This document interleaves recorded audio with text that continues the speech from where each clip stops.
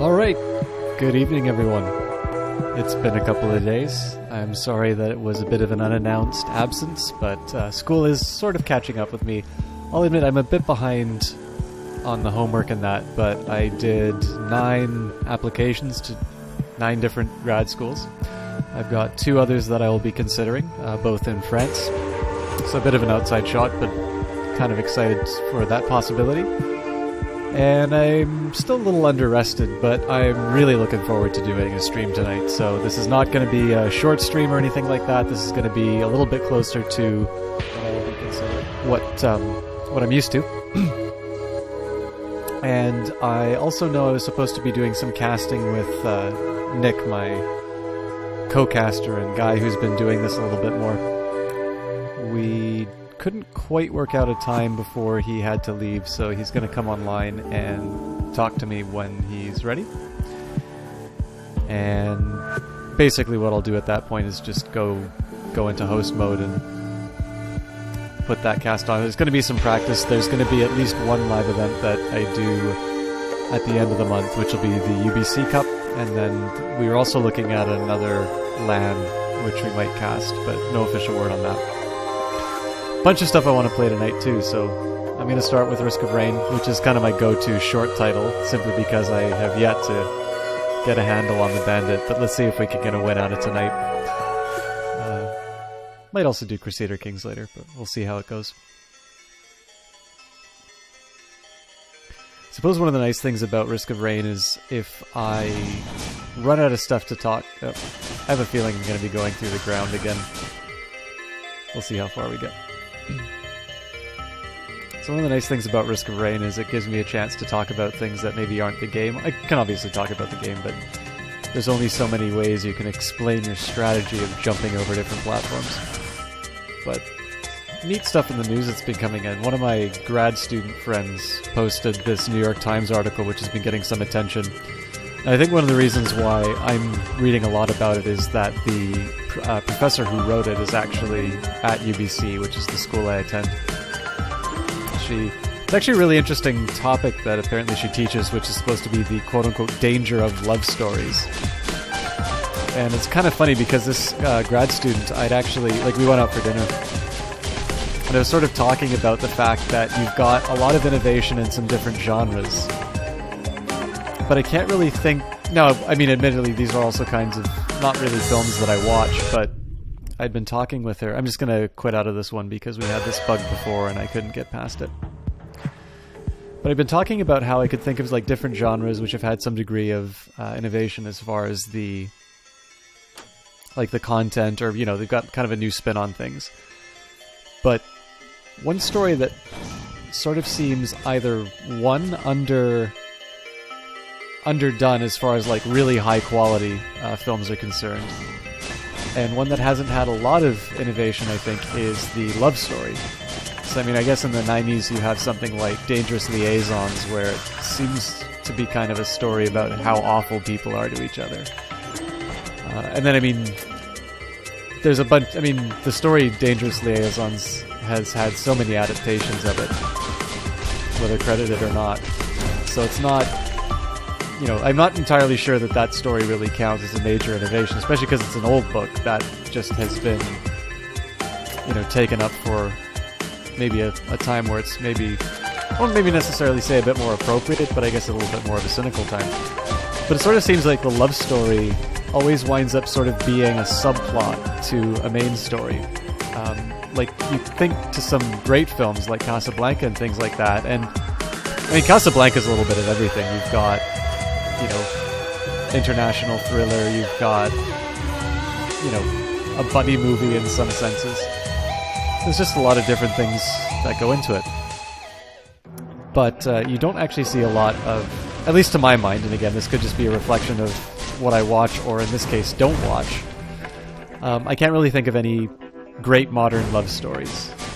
Usually whenever I make this comment, some people say, "Oh, what about The Notebook?" I'm like, I haven't seen The Notebook. Like, it's not some...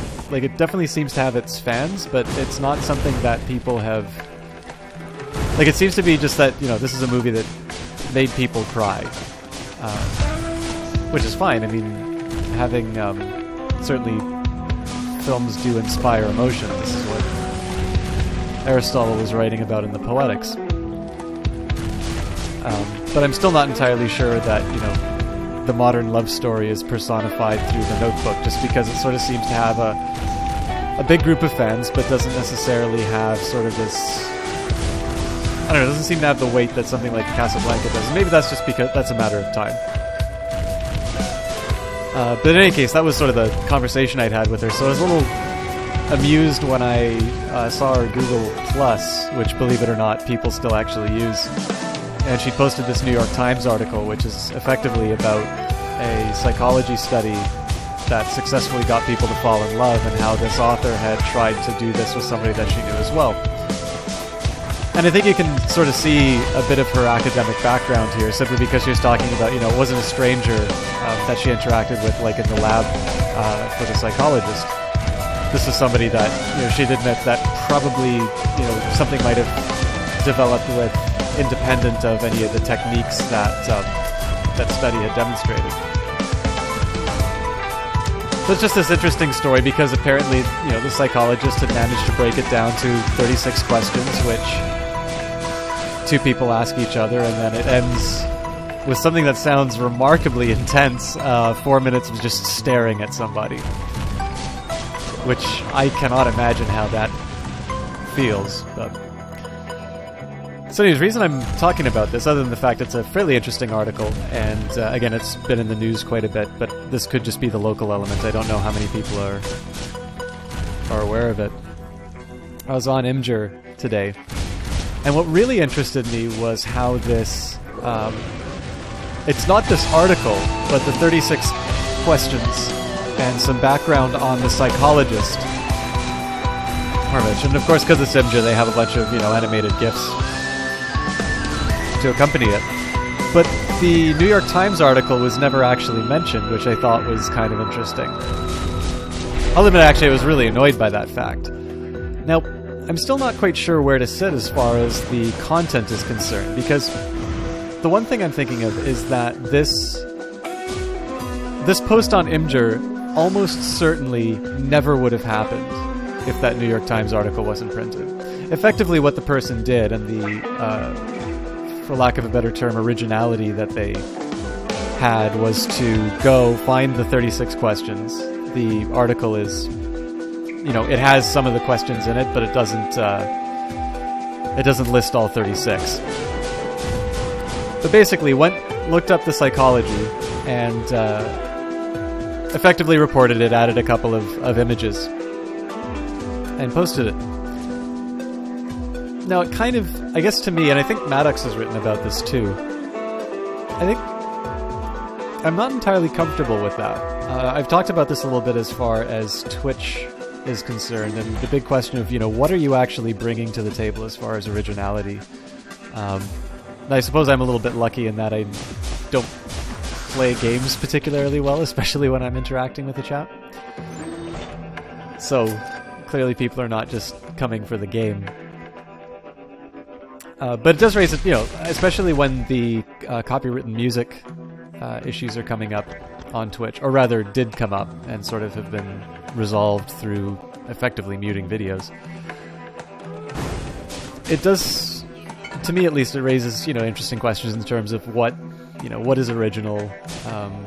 Are people actually bringing something to the experience, or is this basically a website that's sort of dedicated to making a little more money off of other people's ideas than it should? And for the record, I don't think that's Twitch at all. I think, the enjoyment that I've gotten off of streamers, and I've gotten to see a lot of really good streamers who are not the sort of people who you'll maybe see on the front page, but people who are really good to watch. So two that really stand out to me recently have been Jesse Quill and Seriously Clara.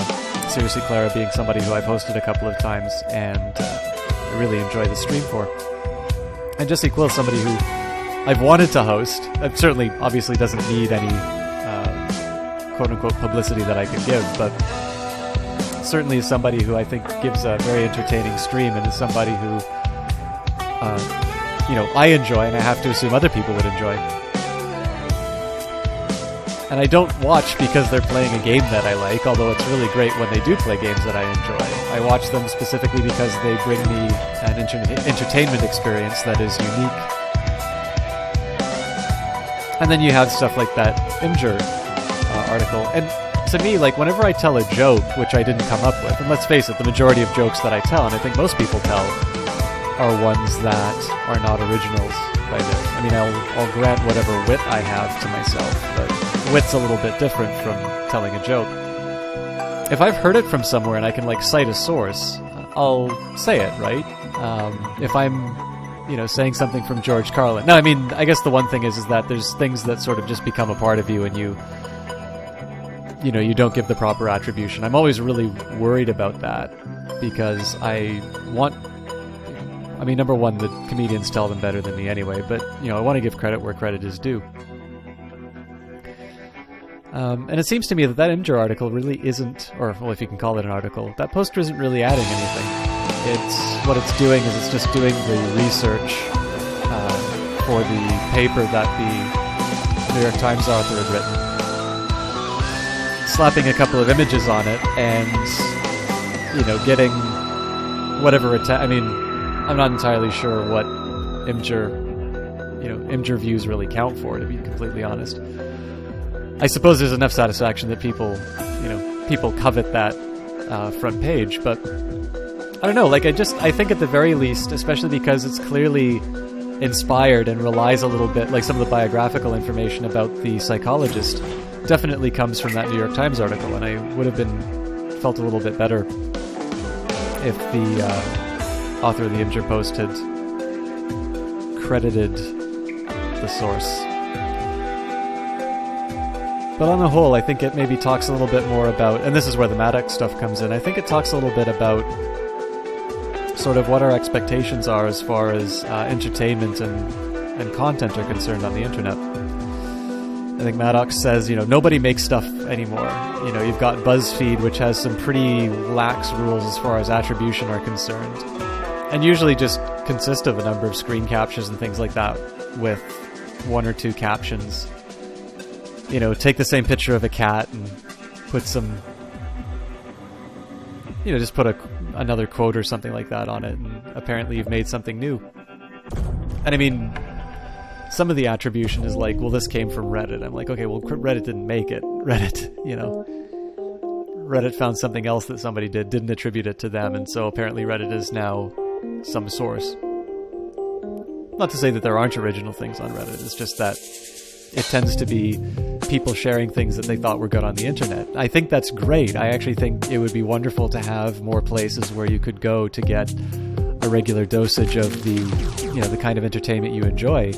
I just really wish the people who are responsible for bringing us that kind of entertainment would get the credit that they deserve, because it sort of seems like there is, I would argue, is worse than some of the traits I don't necessarily like in critics. You've got critics who will pan films or pan the work of others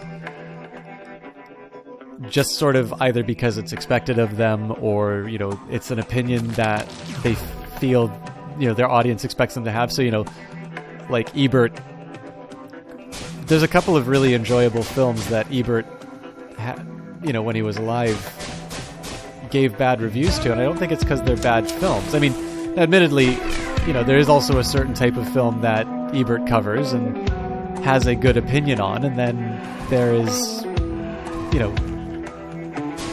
there are the kind of films that you'll go and watch for enjoyment, and maybe you'll get the opinion of somebody else for it. It is kind of a matter in terms of where you've established your... I'm talking about original ideas, and the original motivation for this was a New York Times article on a psychology experiment that basically could make two strangers fall in love. And then I saw an Imgur post about it, which didn't really attribute anything to the article.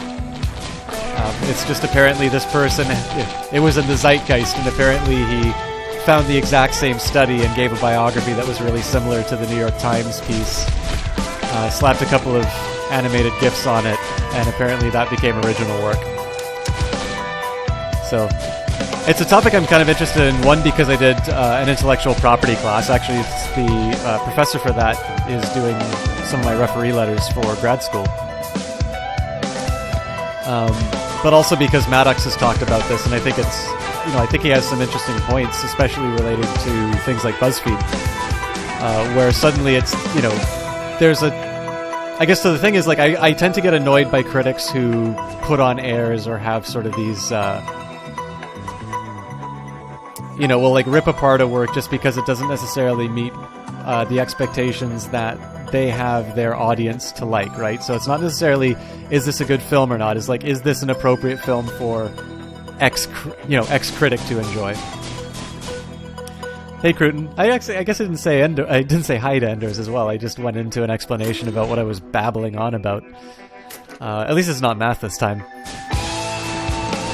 But yeah, like this. I guess there's a big thing to me is like there's definitely a style of critic that will criticize a movie not based on its merits as a film, but rather just what does my audience expect me to say about this thing. Break my heart. Now he's back. I don't know if I can take it again. I'm sorry, Cruton. As far as scheduling is concerned, I have I need to work out a couple of things as far as timing is concerned. I was thinking Monday, Thursday, and then maybe like a Friday or Saturday. I definitely want to do 3 days. I have office hours that I do somewhat early-ish on Friday mornings. So I don't know if I want to be up too late on Thursdays, but there will definitely, the way I'm planning it is I will have a regular schedule of at least 3 broadcasts a week, barring special events, obviously. I will at least try and be a little bit more upfront about when I'm not going to be able to do things. And in addition to the regular broadcasts, I'd kind of like to, in addition to like the regular broadcasts, I'd kind of like to, basically just be able to like to have streams of opportunity. It's just I don't want to create an expectation that I would be able to regularly stream on those particular days. As far as original ideas go, what's so great about Thales? It's a really good question. So this is hard to explain, and there's a few different opinions on this, but here's... Actually, okay, so there's 2 things I'm going to do, which is, one, I'm going to pause this, and I am going to get an article that I wrote for you.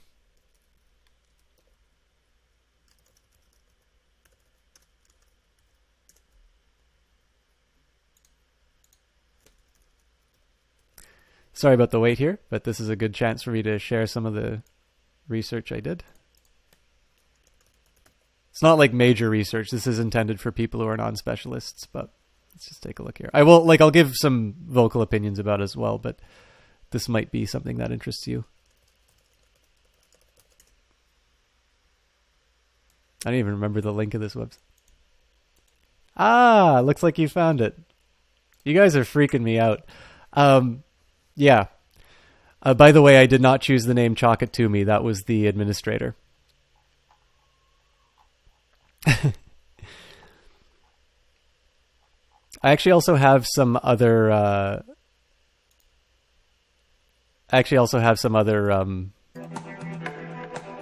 essays which have not been published there yet. Looks like they changed the design since I worked on it.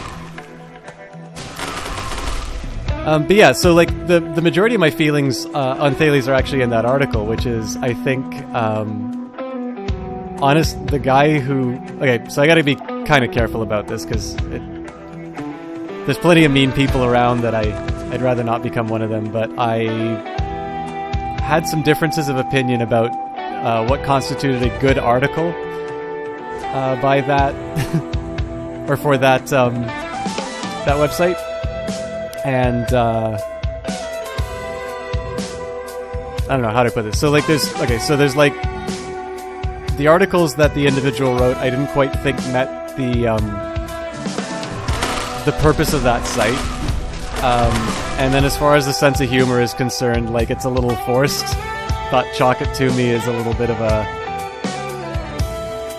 weirdness. And thank you very much for the comment on writing. that was how that came about. Was my classics professor, Dr. Michael Griffin, who's one of my favorite instructors and an extremely impressive individual in his own right. I did a couple of classes with him. I did Pre-Socratics and then Who Would Be Thales. And I also did Hellenistic philosophy with him, and that covered a little bit of Plato, although he does have a full Plato course. I actually have a Collected Works of Plato, which is sort of a textbook for that, but I haven't actually formally done it. I'm sure you probably saw I did an article. One of the articles was written just after the Climb episode of Game of Thrones had been written, and I thought that was an interesting access point for some of the questions that the Republic deals with. You know, the really famous opening question, the challenge of Thrasymachus, you know, if I'm the biggest badass in the world, why do I need to worry about whether I behave well or not? And I mean, Plato spends 10 books answering that. But yeah, I mean, I spent a lot of time in his office hours. I asked him a lot of questions. So he said that I seemed like somebody who would enjoy writing for a project like that, and so I got paid to work on this site, which was sort of geared towards a non-specialist audience, and sort of maybe either explain or just kind of provide some new entry points to topics of classical philosophy. So I thought Thales was a really good one to start off with, just because I remember when I read about him, like, it's, you know, everything is full of gods, and, you know, like, the primal stuff is water, and, like, that was it. I'm like, okay, well, this is, you know, why the hell is this guy considered the father of modern, or of you know, Western philosophy? But then if you can kind of consider the fact that before then, I mean, even with sayings like everything is full of gods, when he's trying to actually explain the world in natural terms, it's no longer just the will of Zeus or something like that. But he's trying to give reasons for his beliefs. That is something incredibly innovative. And again, I think the main point that I wanted to make in that article was just the idea that I think probably the greatest thing about Thales was the fact that you've got three people from the same area who wound up following in that tradition. So either there was something in the water in Miletus, or he kind of started a line of inquiry that wound up being very beneficial to humanity. It's actually been a while since I've read any Thales. I'll be honest with you, like, there's not a lot there. That's one of the big It's one of the great things about the Pre-Socratics, and one of the really difficult things about them is that you've only got the fragments. So, I mean, other than the fact that Professor Griffin knows by the way, Professor Griffin is also the individual who arranged for that. Like, I had an email that I had sent out to the classics department. That was how I was able to get Professor Marshall and Professor McElduff to do those interviews about over civilization. So I owe quite a bit to him. Where was I going with this? So, Miletus, something. Oh yeah, so Professor Griffin knows Latin and he knows ancient Greek. He's also responsible for a project on Aristotle commentaries. So, this is a guy who knows his stuff. But other than the fact that he knows the original language, I have basically the same resources that any other researcher in that topic does. Yeah, fragmented writing. Basically, none of the works by those authors, with possibly the exception of some stuff by Epicurus, survives. It's always just somebody's account of so-and-so, and, we're kind of hoping that they copied it down right. A lot of the authors who've preserved certain writings were generally hostile to the individuals, so you always need to be careful, well, are they presenting them in the best light, stuff like that. A good example of this would be, so many times you hear about Epicurus being an atheist, but if you ever read anything by Epicurus, you'll realize that this is somebody who definitely speaks about the gods.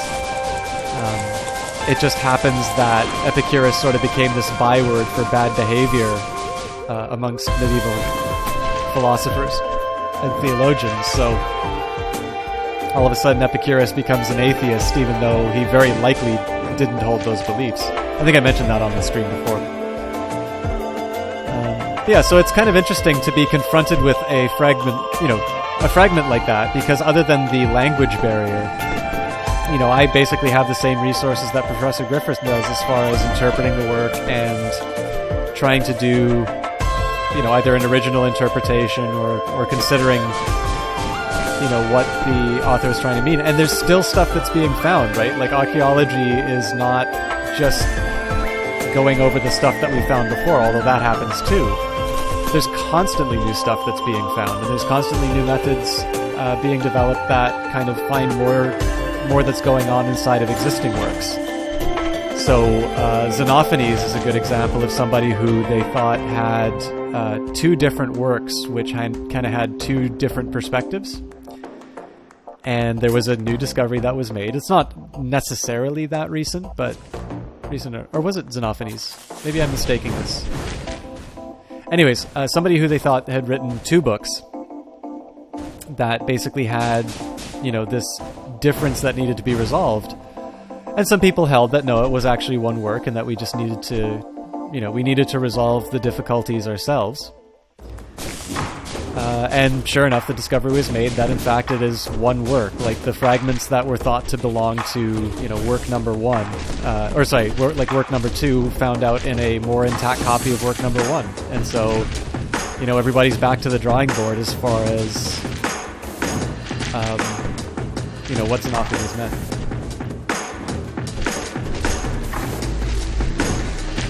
Quine, I think I know the philosopher you're talking about. He did come up very briefly in an ethics class as somebody who's really difficult to read. I'd definitely be interested in reading Quine, but it's not necessarily that I like the classics more, because I think there are limits. I mean, obviously these are people's first attempts to try and resolve questions that we have much more rigorous frameworks to deal with. Oh, Quine is ancient Greek. I'm not familiar with him, actually.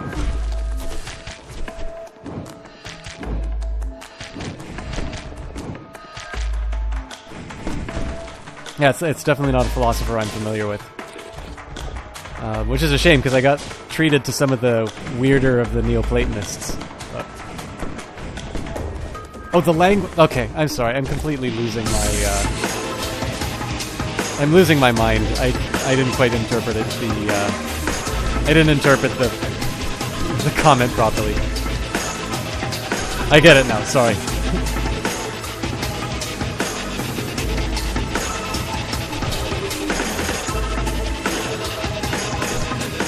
But yeah. Anyways, just the biggest thing is that classics can be a really interesting topic to do research in, just because even though you don't have a lot to go with, you still have the same stuff that the big guys are working with, and so it gives you an opportunity to do some good work if you give yourself the opportunity. Hard thing about typing. Yeah, I was gonna say I'm trying not to die because this is a somewhat passable bandit run, and talking about stuff that I wrote a really long time ago.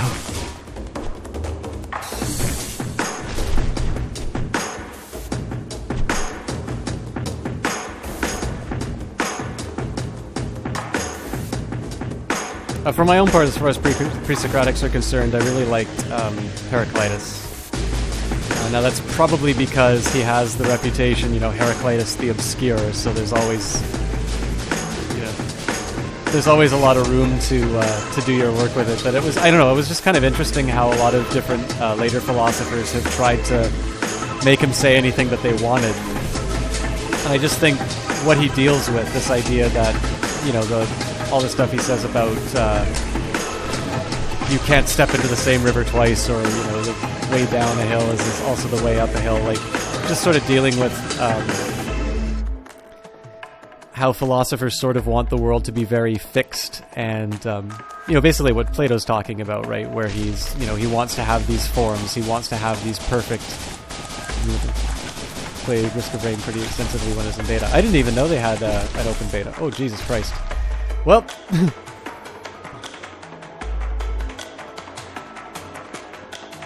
Oh, you mean zoomed out this way? Yeah, I shouldn't have been reading chat during that. That was otherwise an okay run. Let's try that again. That's fine. I'm willing to sacrifice the bandit's life to talk about philosophy stuff.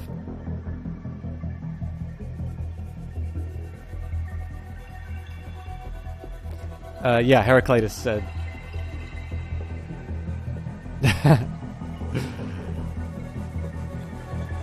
If that refers to step in the same river twice, yes. If Heraclitus said, I can't do that view in Risk of Rain, it's so impersonal, I don't believe he said that.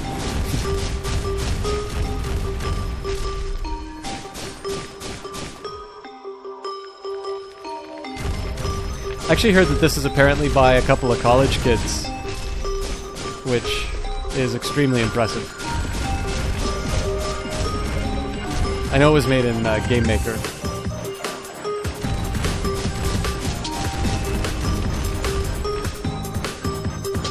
So based on the chat reactions, I'm sure you just saw me die. This is your fault, Twitch.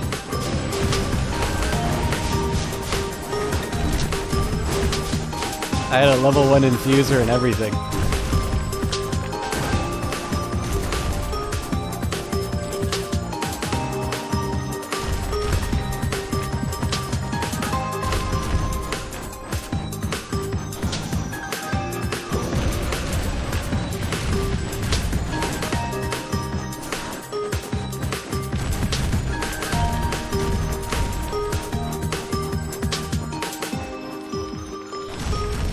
Oh.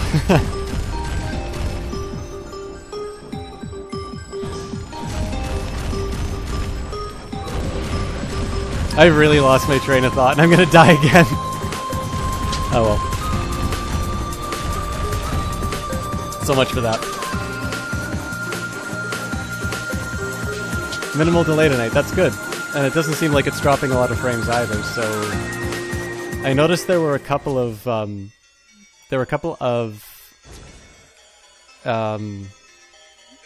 like trucks for my ISP. They're also it's like Comcast or something like that. They do cable television as well as cable internet, but I'm wondering if maybe there were some service improvements in my area.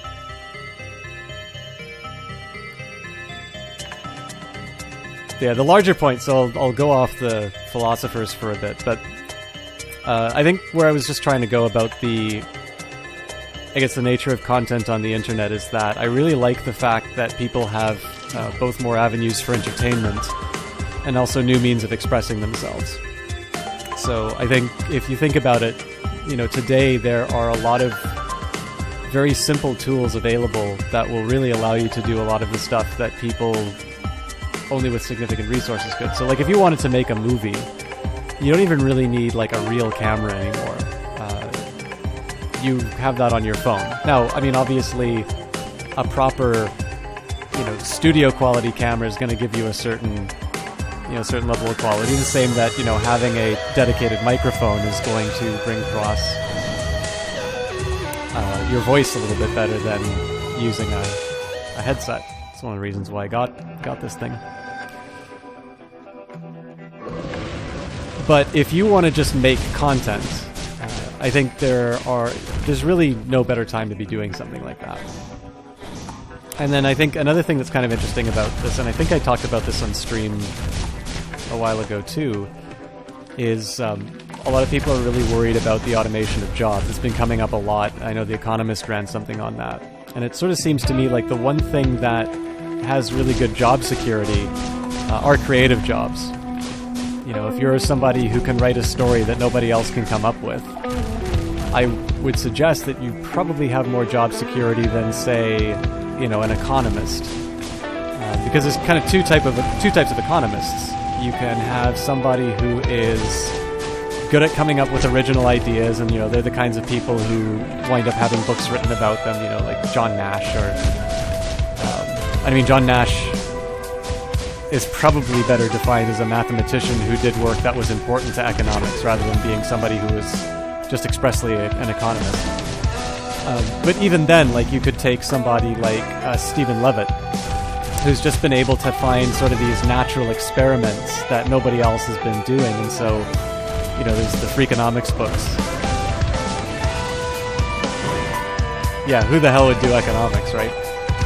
Like, the thing is that I know people, I know professors who all that they do is kind of find a stack of data and run some regressions on it and produce the results. And to do that, they use computer programs, but it's not that hard to imagine somebody writing a computer program that's going to find the appropriate data sets and just kind of automate all of those tasks. And so what you wind up with is the only kind of person who really needs to be employed is the economist that is coming up with the original idea. Am I just extremely anti-roll? Well, the bandit doesn't have a roll. I love the roll on the commando, but I can't use the invisibility particularly well. I find the jump... I guess the thing about the invisibility is with stuff like the magma worm, I seem to take damage sometimes where I don't intend, whereas jumping usually dodges better. It could just be that my reaction isn't what it should be. Okay, yeah, so that dodged. Yeah, I don't know. I guess the thing is that the commando I don't think has as long of a cooldown on his roll. And I can't time my assassinates well enough to, I can't time my assassinates well enough to get it refreshed.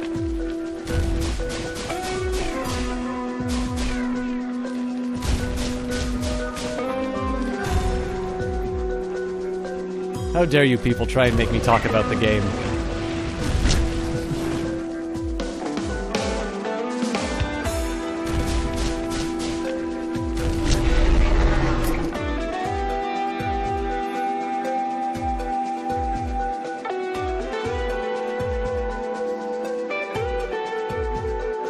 Yes, if your idea of economics is just to find a data set and run a regression on it, then your job is actually at risk of being automated, just because in the end it's not the hardest thing in the world to find data. If the only thing that you're really contributing is finding a new data set. I saw a new game today. Hear anything about... Yes, I have heard some things about the Talos Principle. I haven't played it, but it's one I'd definitely be interested in trying out. Not so much that I'm willing to pay full price for it, mind you. I've definitely got some other stuff, but it seems like my sort of game. I'm looking forward to giving it a try when I can.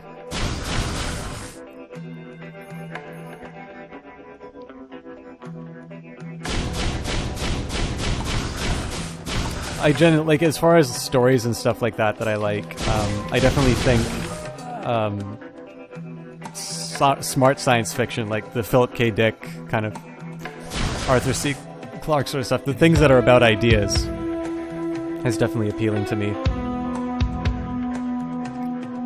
Yeah, if you wind up playing it before I do, feel free to let me know what you think. I'd definitely be interested in seeing if it's worth the effort. If I want games to surprise and annoy me, I still have Antichamber to finish. I'm not quite sure when I'll get back to that. There's just so much to play.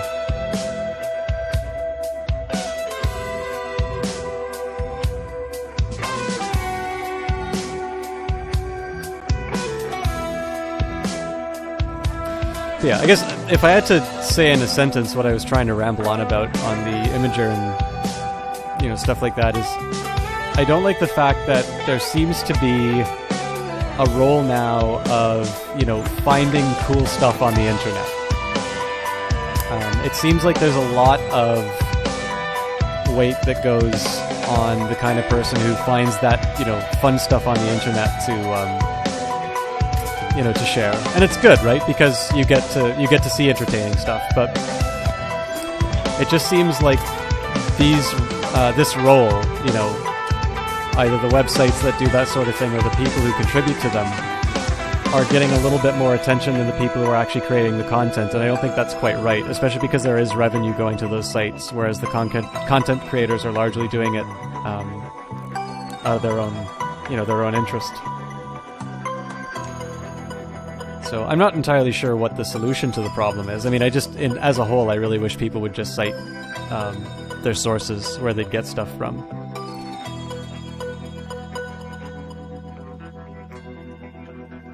But that was the long and the short of it. Yeah, if you think about the sort of stuff that the Talos Principle seems to be about, it seems to be the sorts of things that got me into Portal. Actually, one of the things I really liked about Portal 2 was that it didn't just rank up the difficulty right away.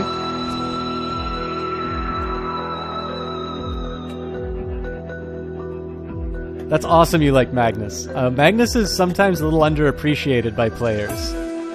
But, yeah, I mean, a good Magnus player is, one, really fun to watch, and two, just so much, like, that hero can be really fun to play.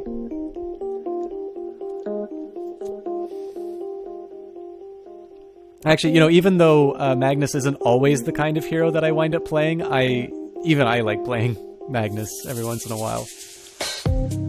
I've actually gotten a little bit more into techies recently too, which is a shame because that's a really annoying hero.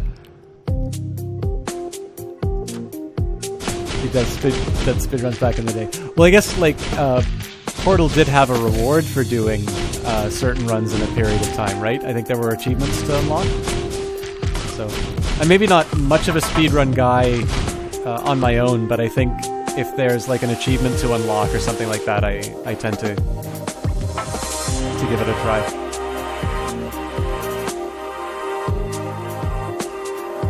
I think the hero that I've been playing the most recently, though, Cruton, is Rubik.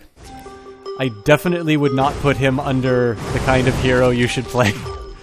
He's basically the opposite. He's actually really fragile, but like once you get the hang of Rubik, it's a pretty cool hero. Yeah, I mean, I think in many ways Portal has all of the things that I think games do right, which is, one, the story's engaging, especially the second one. It's an unconventional game. They had sort of this new mechanic where they were playing around a little bit with the physics. So they sort of eased you into it, and then all of a sudden the puzzles actually got meaningfully difficult, and then the game became really engaging. It seems like it lasted, for as long as the Portal thing was novel, the game was fairly straightforward and you kind of were learning it, and then almost at the time where the Portal thing's starting to wear off, it seems like the difficulty got to a point where it became a meaningful challenge. And then on top of that, well, I guess I already kind of talked about the story, but yeah, it was an engaging story, and it was pretty smart. Like, the puzzles were smart, the experience was just really enjoyable overall. I wish more games would kind of just stick to something that they're good at, rather than some of the things that the AAA titles try to do, which is, be a little bit of everything. It's not just enough to be a shooter anymore, but you need to have some RPG elements, and you need to have, render a crowd of 1 billion people, and stuff like that. And I mean, I love big set pieces like that too. I remember being blown away by the start of Saints Row the Third, just because I'd never quite seen something so in your face. But, well, I mean, just look at Risk of Rain, right? This game is really fun, but it's a really simple concept. I mean, just take a platform shooter, add some roguelike elements to it. At one point you mumbled to yourself, now you're thinking with portals when the person got through a dimension. Yeah. Yeah, I mean, I don't even know, I always need to be careful of internet hyperbole. I don't know if I can call Portal Valve's best game, because, Valve just keeps making quality, it seems. Some of the changes to Dota's marketplace and stuff like that I'm maybe not crazy about, but just overall, the games that they release are really solid.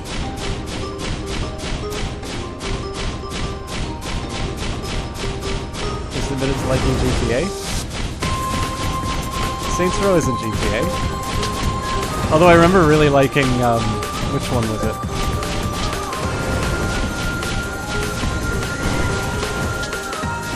There was like a sci-fi one that somebody let me play like a year ago. It's like an older game. Oh, that was kind of interesting.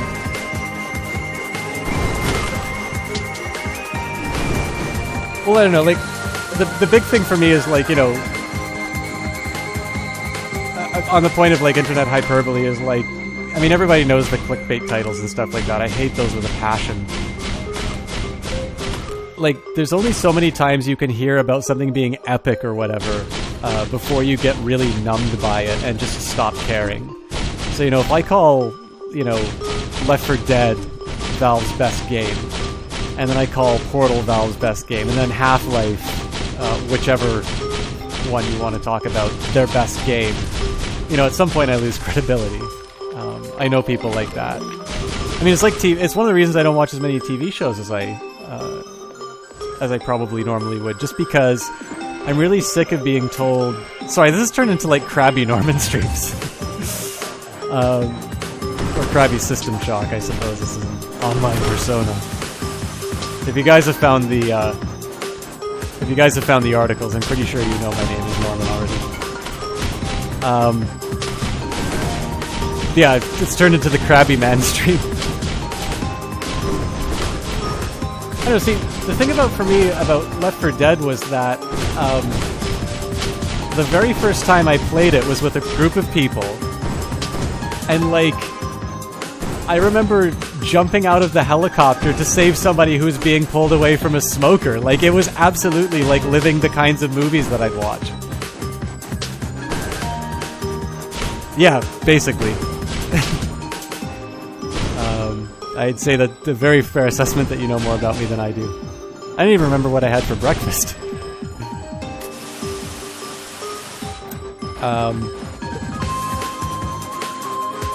So yeah, what was I gonna say? Yeah, so like every TV show nowadays, it's like, what? You haven't seen X, Y, or Z? You have to see it. It's the best show ever. And, you know, I finally sit down and I watch it, and it's a very ordinary TV show. It's not bad. It's not great. And, you know, it's just, I feel like I've spent a couple of hours waiting for this magic that apparently somebody had found. And I largely feel that maybe I don't feel the magic precisely because it was hyped up so much. So I'm really careful about just saying, you know, X, Y, or Z was the best thing ever, or, you know, their best game, just because, again, I mean, Valve kind of speaks for itself at this point. They've got a certain level of quality that most people come to expect. Oh, God. What am I going to be looking at? You tried Rubik, another person ended up really liking his Legion Commander with a blink. Legion Commander is a fantastic hero.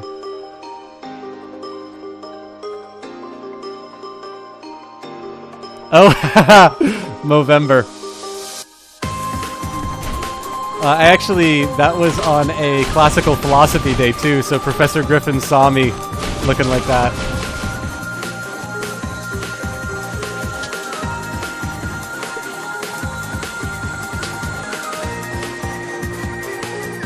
You finally believe I'm Canadian because I said Zed?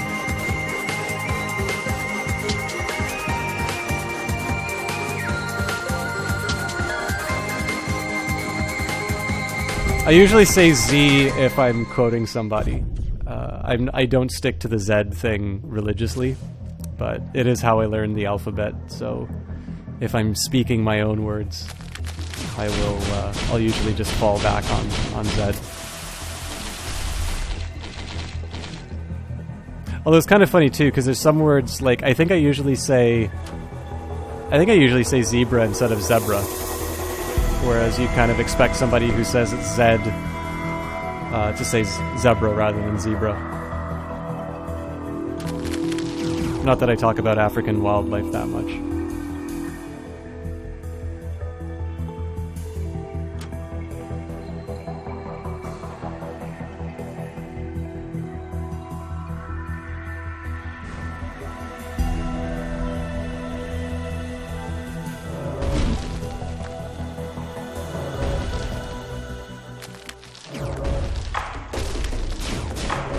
Actually, one last comment on that disgusting photo of me. I've only ever heard nice things about my facial hair, but I actually really hate having any. Which is a shame, because, like, I remember I've had 2 different times where I've had, like, a full beard. And just, you know, people were really nice about it, like, oh man, I wish I could have that, you know, that's an awesome beard, or something like that. I don't think there's any photos of it, thank God. And yeah, just, you know, not for me. It feels gross growing it, and when I have it, I always kind of think, it's probably better if I shave.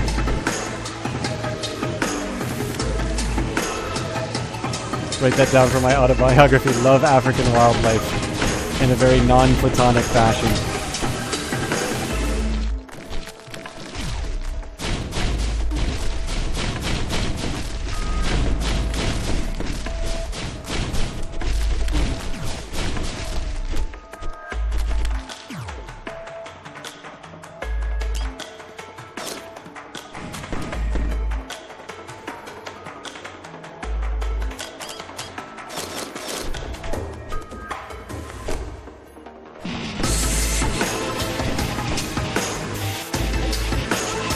Juggernaut is going through a really popular phase right now. Yeah, sorry, I kind of ignored some of the Dota stuff. I did see your comment on Rubik.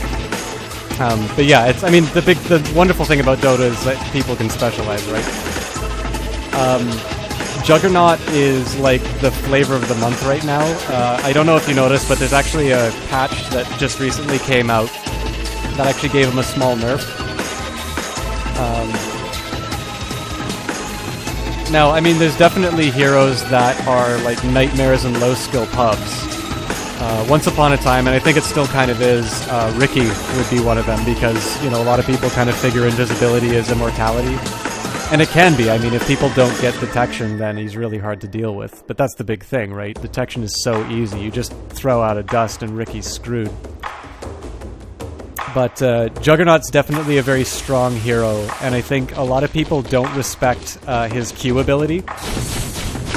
Like, the damage that thing does at early levels is really high.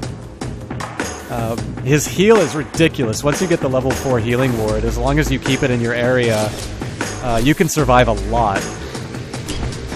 And I think a lot of people are not very coordinated when it comes to things like his Blade Fury. So, like, if you use the Q ability, he starts spinning around, he does a lot of damage to somebody, and people freak out. It's like, oh my god, it's like, oh yeah, throw Justin, it kills me, super German boat. Okay, I'm not quite sure how I'm going to kill that. Maybe I'll just wait for my rockets to come back. So, like, I can remember playing a Juggernaut game when I was learning Dota, and, like, there was a Wraith King in the enemy, or was it, like, Skeleton King went, or sorry, there was, like, a hero called Skeleton King that then became Wraith King. So, I think it was Wraith King at that time, but... and, like, basically, Wraith King's a pretty strong hero. Like, he can tank stuff up, but at the early levels, he doesn't have as much health as you would think. So what basically wound up happening was, you know, he'd go in for a last hit, and then I'd use the Q ability, I'd use my, like, Blade Fury, and, he'd wind up dying. So, like, now I'm super fat, I've got a whole bunch of points in that Blade Fury. He's still trying to get his act together as far as abilities and skill builds and stuff like that are concerned. And then by the time he's ready to tank me up, you know, I have my high-level healing ward. Bottom right? Let's take a look.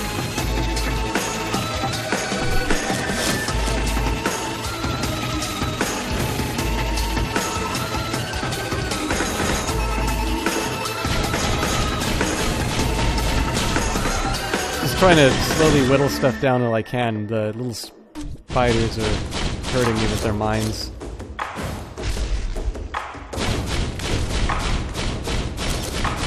Okay, yeah, I haven't given a good answer for Juggernaut. Oh, this will be helpful. Or I thought it would be.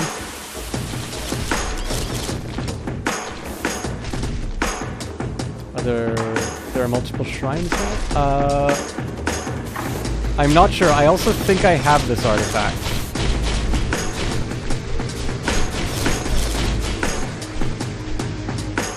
It could be that the textures as well are just kind of recycling themselves, so I could be seeing the leftmost part of the map.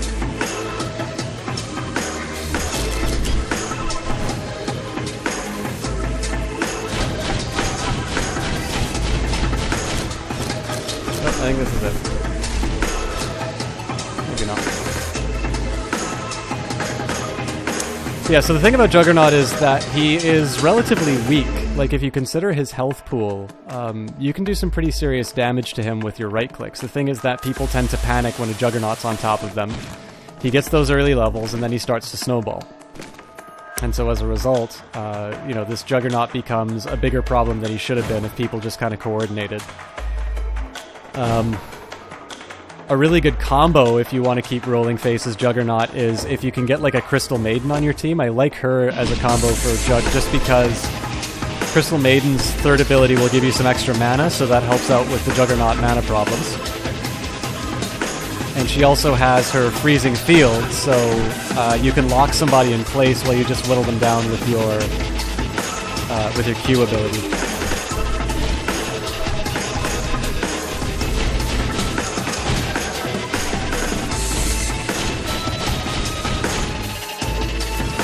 But yeah, I will say for sure Juggernaut is really popular right now, and generally heroes don't get that popular unless they are relatively strong. I don't think Juggernaut is unbeatable, but even if you look at professional matches, he is getting played a lot. And like a couple months ago it was Phantom Assassin, who has one of the most annoying abilities in the game.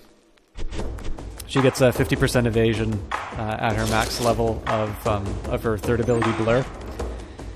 And just, any hero that you have to like buy a dedicated item to deal with really annoys me. So I hated having to buy a Monkey King bar every game I carried against a Phantom Assassin. Alright, I'm running away. I think this is going to be a bit of a long run on this level.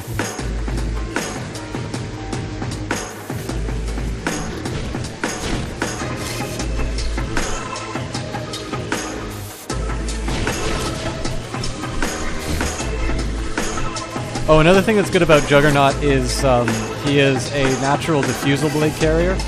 Oh, crap. So one hero that I think is relatively strong still, although he isn't picked as often, is Omni Knight.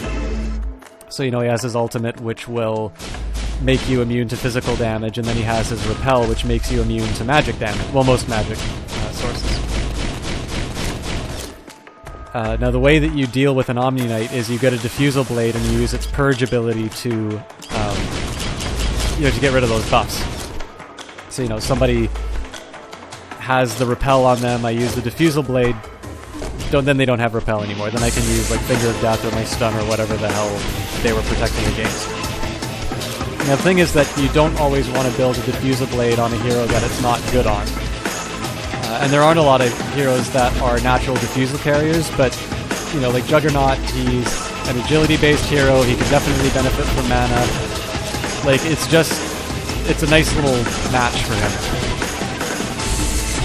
And if you get the Diffusal Blade to purge things off of people, what you want to do is you want to buy the level 1 Diffusal Blade. And then you use the 8 charges first, and then you upgrade it. The upgrade isn't very expensive, but by upgrading you'll refresh your charges. So, like, let's say I had a Diffusal Blade and I wanted, like, the extra agility or something like that.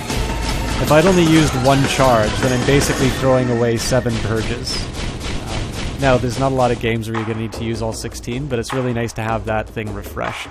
And you can always get agility through other things, like a butterfly or something like that. So yeah, Dota 2 advice while I'm playing Risk of Rain. I suppose I'm better at Dota 2, though. Not by much.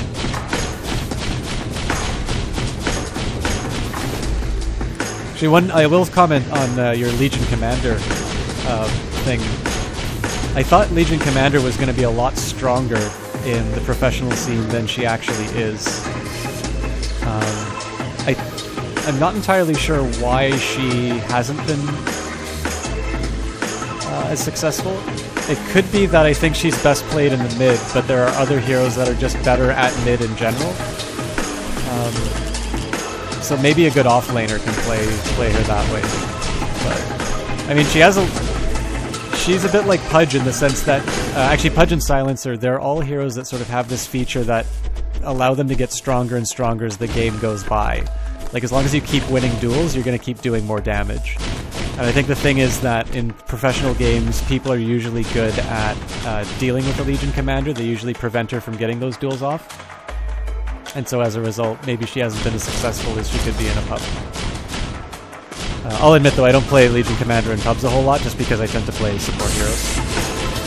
I get really tired of having bad supports as a carry, and I think you can support a bad carry to a win easier than you can carry carry bad supports to a victory.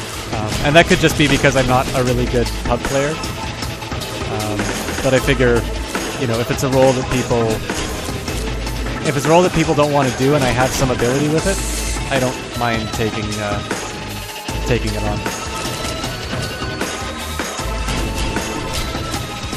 think I'm gonna need to wait for the rockets.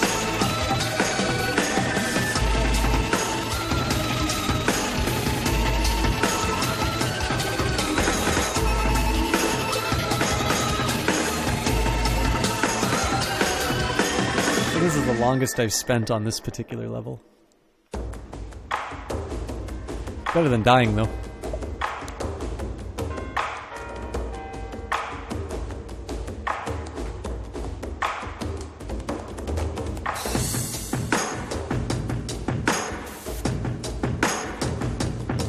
Invoker, I really like Invoker, but yeah, okay, actually, so here's the way you get good at Invoker. He has, 9 spells, but the important thing to remember is that only when you're, level 25, and, if the game gets to that point, will you ever actually have a possible need to use all of them. What you want to do is you want to specialize in 2 of the balls. You want to have at least 1 point in each fairly early on, just so you can... if I'm going Quas Exhort, which is kind of considered to be the, the standard one, the quote-unquote easiest one, I don't entirely agree with that. I actually think Quas Rex is really strong, but that's maybe because I like crowd control a little bit more. Yeah, I'm sorry. I'll come up with something else to talk about, but Invoker's a fun hero. And I mean, Invoker's such a showboat hero too. If you watch a good Invoker play, you're in for a treat. So Kruton, what you might enjoy, you might feel really bad about your Invoker play, but that's fine because everybody does when they see this guy. Look on YouTube for Invoker's Raging Fury. It's a series by Dota Cinema, and the player's name is Grimorium. That guy can play Invoker.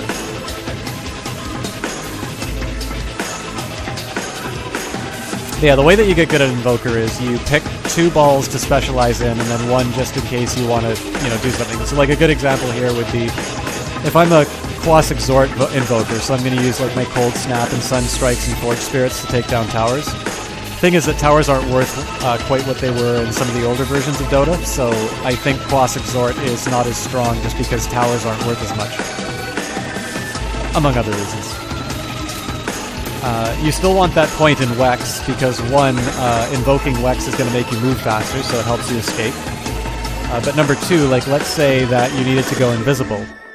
Even if you have 1 point in the Wex, you can still invoke Ghost Walk, and then you'll be able to save yourself and prevent a death. Whereas if you didn't point any point in Wex, it's a very easily preventable death that you wind up suffering.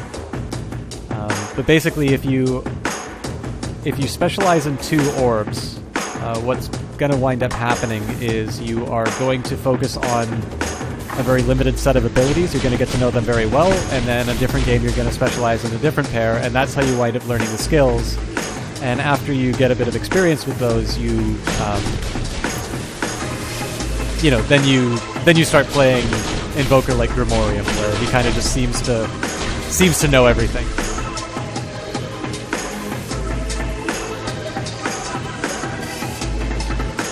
Yeah, it's a lot like a combo move. Actually, if you guys have ever played the game Magicka, it's a lot like playing Magicka.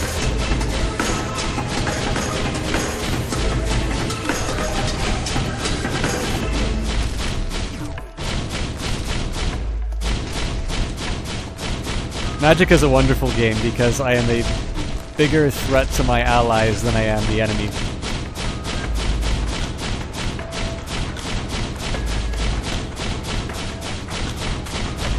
Holy crap, I actually survived this level.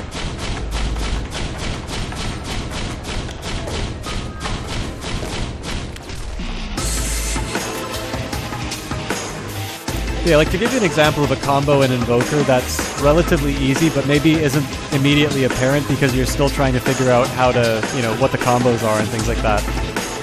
You queue up Quas Quas Quas, which is your Cold Snap, then you queue up Exort Exort Exort, which is your Sunstrike, and you drop the Sunstrike, then Cold Snap the guy so that they're held in position for a little while, and that'll make sure that you get the Sunstrike off.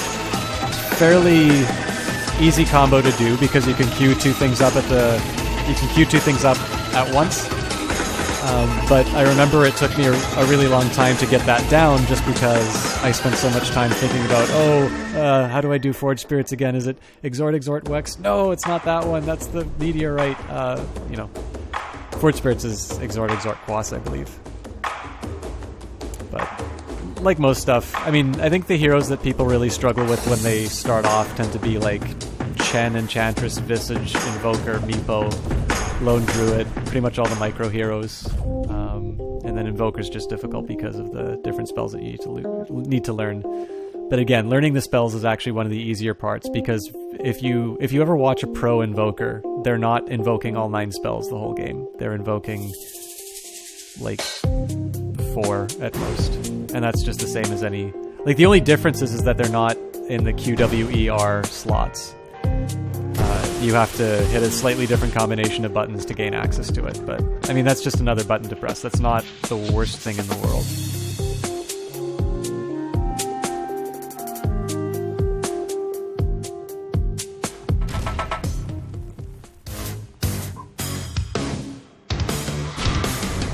I will say though, like as far as heroes that you're interested in, I definitely probably have figured Invoker would not be a favorite of yours just because his health isn't particularly bad, but I would say like his move speed is really slow, and he's somebody that you definitely do not want tanking the front lines. That's a good question. What is the worst thing in the world? My Risk of Rain play is getting up there. Or down there.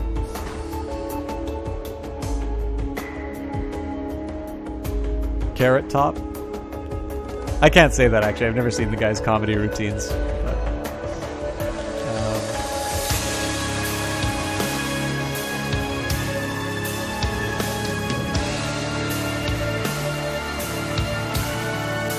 playing against Phantom Assassin 5 games in a row. That is the worst thing in the world.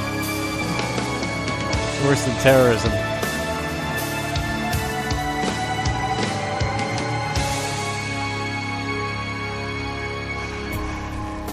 Oh god!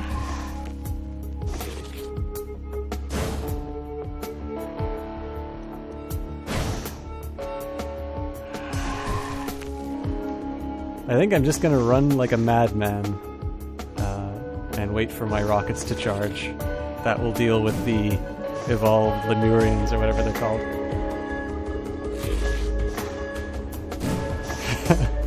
Phantom Assassin was the hero I was talking about who can dodge 50% of your attacks just by leveling one of her skills. Wrecked. You die in a hilarious pose. Alright. That is just a little past the top of the hour. I'm really glad I streamed tonight. It's fun to see you guys again. I am going to take a quick break to refill my water and just generally stretch and think about what to do next. I might do some more Risk of Rain. We might move it to something different. I know we're probably due for a little bit more Crusader Kings. But have to BKB with her or GG. Actually, it's not BKB because Phantom Assassin is a physical damage-based hero, it's MKB, the item that gives you True Strike. Alternatively, if you have like a lot of magic damage, like a Zeus or a Lion, that will also go through a dodge, but the problem is that both of those heroes are pretty fragile, so a PA could just jump on top of them and kill them in 2 crits before they get their spells off. You missed Grandpa. Anyways, we can talk about this when I get back from my break. 3 minutes or less. And then we'll play some more games.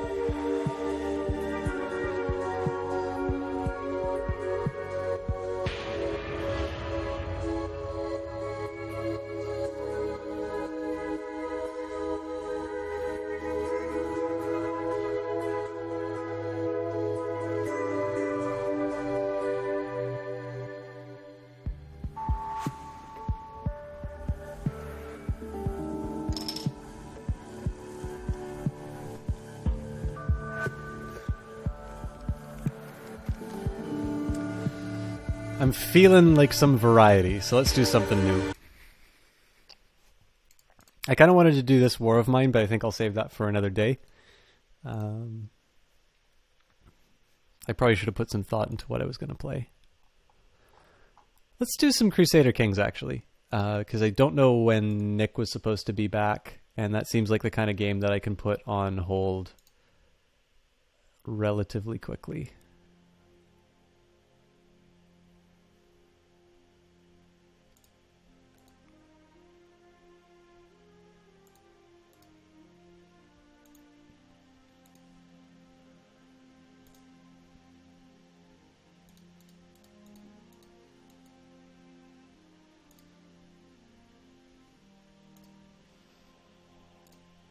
Okay. Been a little while since I've... Oh, right.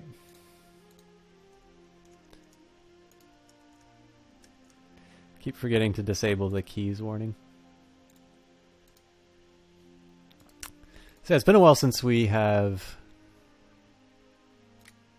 It was Westmoreland that we were doing, right? Yeah, all of these are my...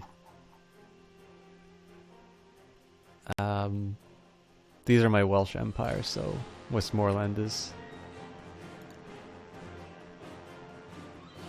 Grandpa's realm. Is Nick my drug dealer? No, he is not. Nick is my Dota 2 co-caster. He is able to put a little more variety into the cast, and I think we cast better as a team rather than us individually. And especially because I have the UBC Dota 2 cast coming up in at the end of the month, I figured it'd be nice to maybe just practice a few team fights. One of the formats that we're going to be trying out is we alternate fights. Usually what you'll get in terms of a combination of casters would be one person handles the analysis of the game, whereas the other will commentate the play-by-play. But the big thing is I think I should at least learn both, because even top-level people who tend to work with a second caster will do solo casts as well. Now, I don't think they're always as good as when they have a second person, but, I mean, you guys have heard me. I definitely need to work on everything. So, it's just a chance to do something, you know, just do something in a slightly different environment that I think makes the overall cast a little bit better. And then on top of that, I know another school is going to be hosting a LAN, which we offered to cast, and I think they wanted to see some samples first, so it gives a convenient excuse to record a sample. Although, I mean, let's be honest, we're working for free, for crying out loud, so I'm not entirely sure we should audition for something we're volunteering for. So he's the hype man and I'm the giant nerd. Yeah, well, there's no point in my life where I'm going to be anything but the giant nerd.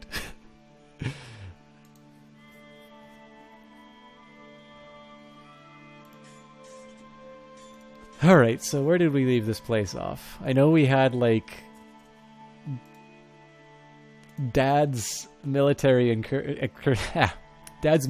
career was not that successful. And I think the strategy this time around is to get some money from mercenaries and then assert our independence that way. Well, we already have our independence, but basically start expanding our realm that way. But Chalk, it's exposure. Yeah, I'll give them some exposure. No, it's... Yeah, I get it. I mean, and this is the big thing. We did approach them, right? So generally the person who does the approaching kind of will give a little more leeway as far as expectations and things like that are concerned. I don't necessarily mind. I mean, the big thing is they want to make sure that they're not just letting anybody cast, I'm assuming. So I'm not particularly bothered that we, we'll give them a sample. If I was running something, I would probably want to know what I'd gotten myself into as well. But it does raise a question. Like, I do ultimately need to find some way of getting that thing recorded because I don't have anything that I'd really want to send them as an example of how we work together. If I give them my solo casts, it's going to seem very boring. You should be paying them for the opportunity to promote myself. Exactly. Why don't I pay a monthly fee to Twitch so that I can broadcast my video games? It's exposure.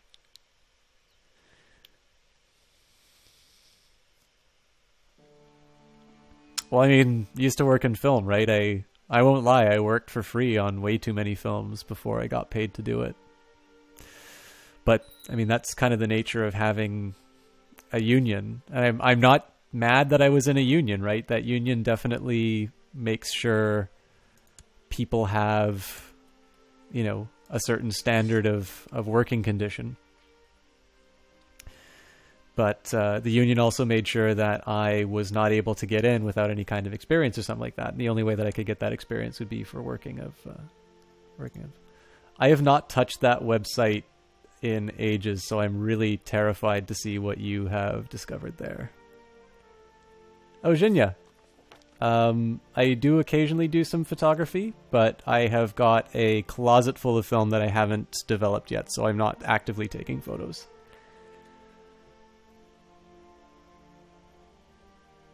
My liege, I write to you with bad news from Westmoreland. My efforts to squeeze some extra taxes out of the population have met with resistance, and the peasants are arming themselves. I fear we may have a revolt on our hands here soon. Your humble steward, Constantine McAlpin, who has a negative 100 opinion of me, by the way. Those troublesome peasants.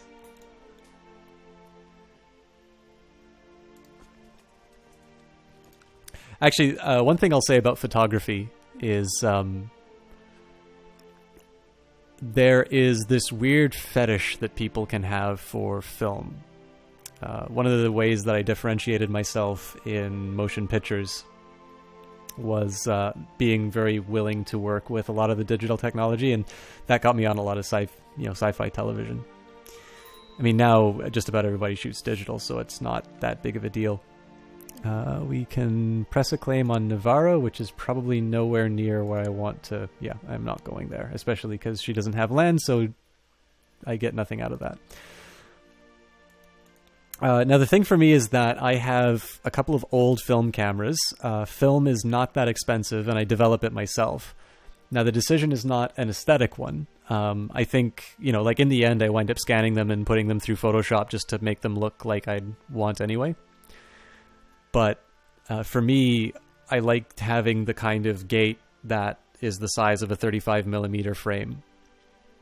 And you can buy a lot of the old analog equipment very inexpensively, whereas to get an equivalent camera digitally would cost a couple of $1,000s. And I mean, I'm going to grad school. I'm not going to have that kind of money.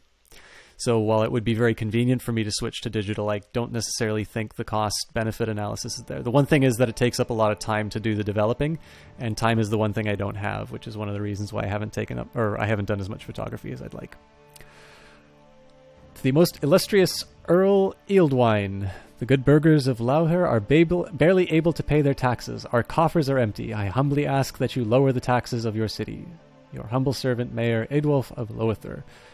An absurd request. The mayor is disappointed with me and his opinion changes by -20. I can say very well his opinion changes of me by 40 for 60 months, and I vote on normal city taxes. I like money. I'm still in touch with the person in that photo, by the way.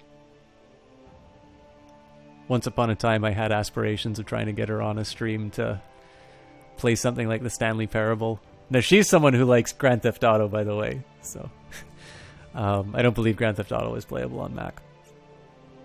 But I don't know, it's hard to work out schedules, and I'm not entirely... She also wanted to try CS at some point, but I don't believe has played it. So it'd be kind of interesting to get first impressions like that recorded, but I have no idea if I'll ever... I have no idea if I'll actually have the chance. I guess the big thing is to see where I'm going to be going to school, and at that point I can sort of figure out the logistics behind doing fun stuff like that again. I don't believe that Grand Theft Auto is playable. Excellent. I think this is a Charlie Brooker documentary. I think it was Games Wipe where this was said, but somebody pointed out that like Grand Theft Auto is the kind of... Oh yeah, I was talking about this on another stream as well. That Grand Theft Auto is sort of what you would imagine a game would be if you had somebody who only watched like Goodfellas movies or Goodfellas style movies, and like that informed their worldview, and that was the kind of story that they would tell. It would appear that the military of your realm was more dependent on the efforts of Jewish men than previously thought. Since the expulsion of the Jewry, several important administrative posts remain vacant, and there simply aren't enough qualified men to fulfill them. Must I do everything myself, so I lose 50 military technology, and I completely forgot that we are still responsible for that regrettable decision. Oh, and I can't bring them back, so...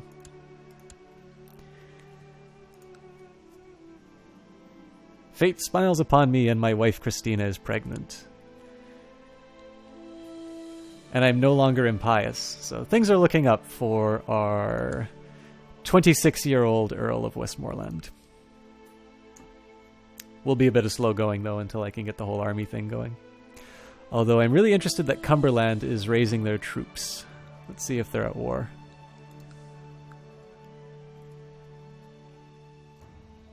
Those are not Cumberland's troops.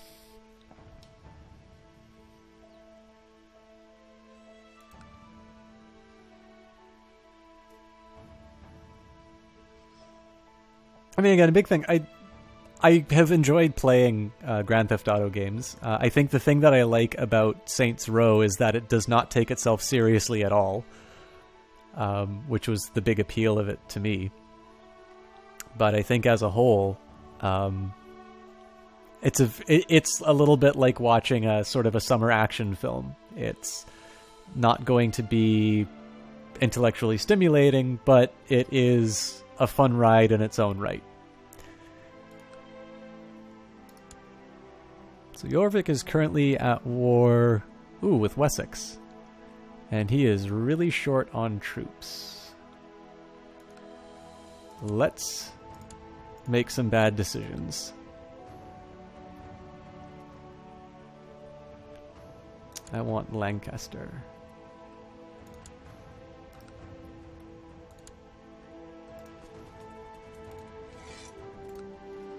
So I'm just throwing myself in another holy war, hoping that it doesn't go bad. Oh yeah, I gotta update the title too.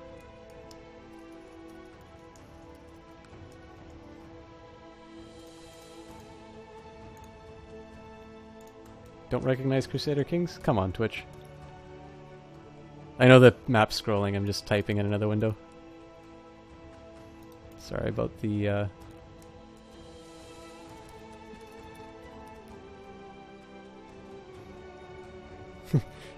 Yeah, I mean, the last time I did that worked so well. This is precisely why I play Iron Man mode too. Because the only way I'm going to learn not to make mistakes like that is to get burned by them. Okay, so I don't have enough to lay siege to that area. I probably don't have enough to lay siege to... okay, well, I'll just punch these guys.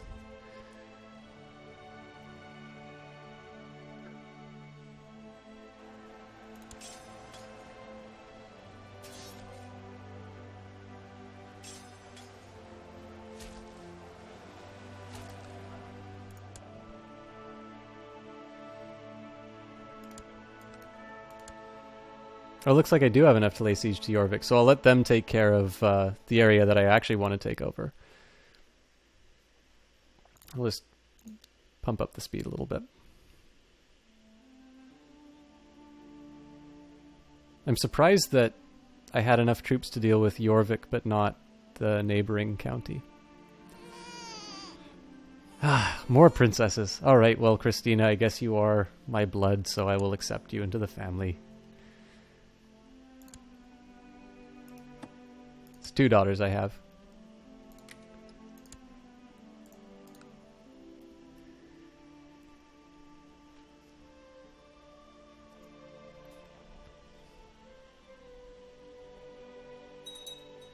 I do need to be kind of careful. Yeah, so this is a concern, so I'll just put the speed down a little bit. The worry is that if I take too much damage with this unit, they're not going to be able to continue the siege.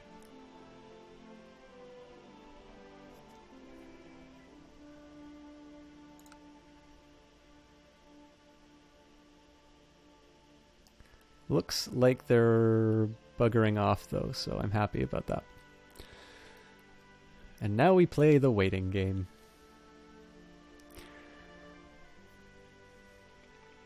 I think one thing that's kind of interesting, I'd really like to try Europa Universalis on stream as well, but it's actually a little more complicated than Crusader Kings.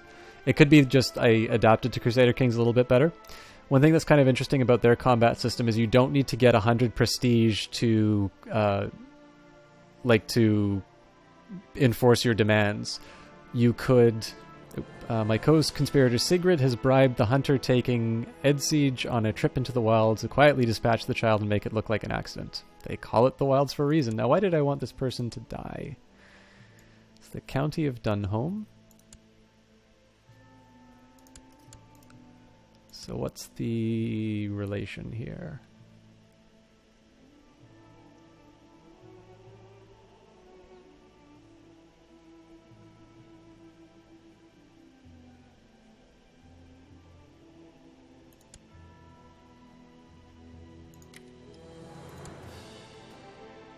I have no idea why I want this person dead.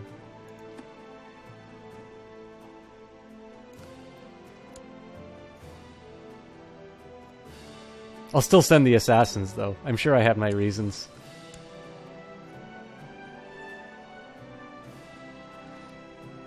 Yeah, so Europa Universalis, you can actually sue for peace, and you could have a peace where it's like, okay, I take this county, but the war was over your capital, so you're still ahead.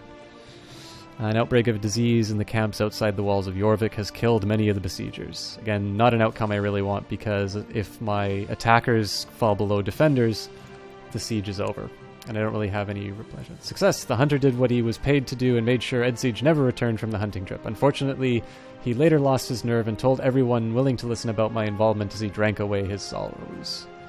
Alright, so I killed an 11-year-old kid. Oh, probably because I wanted to end the bloodline? No, because... Oh, so he's my rival. Well, that's probably because I killed his kid. Does he have a title? Weak claim on Dunholm.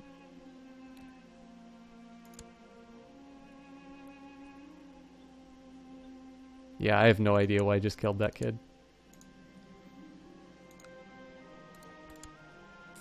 He had it coming, though. He didn't share his toys.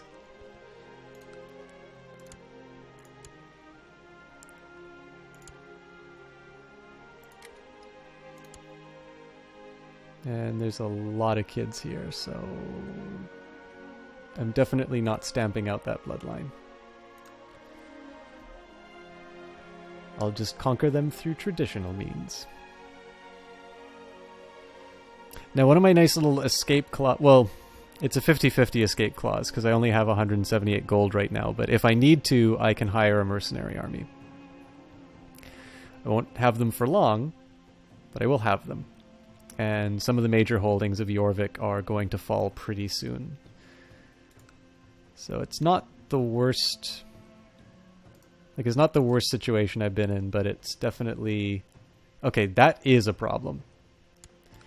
I think I need to... I don't even remember if you can retreat.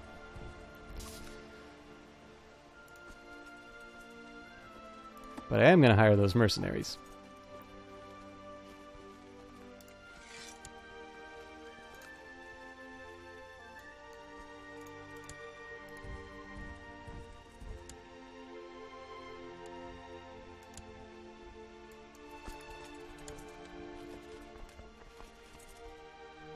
I was kind of relying on Wessex to do the dirty work there. So just give him a little while to charge up. Actually, I gotta beat these guys to Jorvik, otherwise they're gonna take credit for the siege.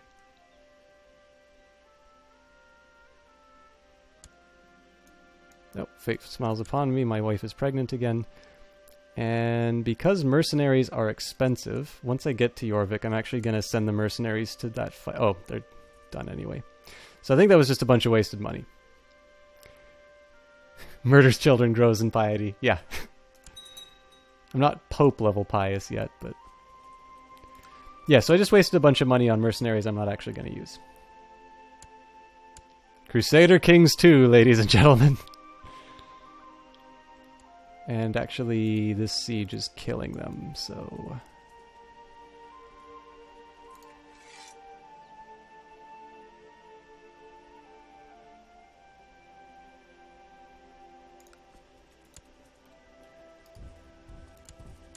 Just get them to lay siege to Dunholm. Oh, I don't have enough troops. That sucks.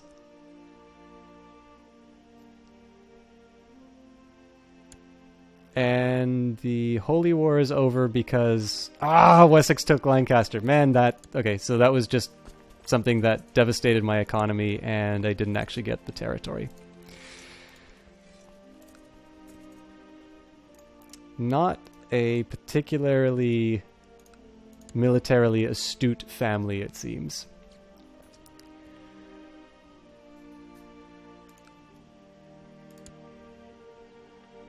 And Wessex is actually pretty strong.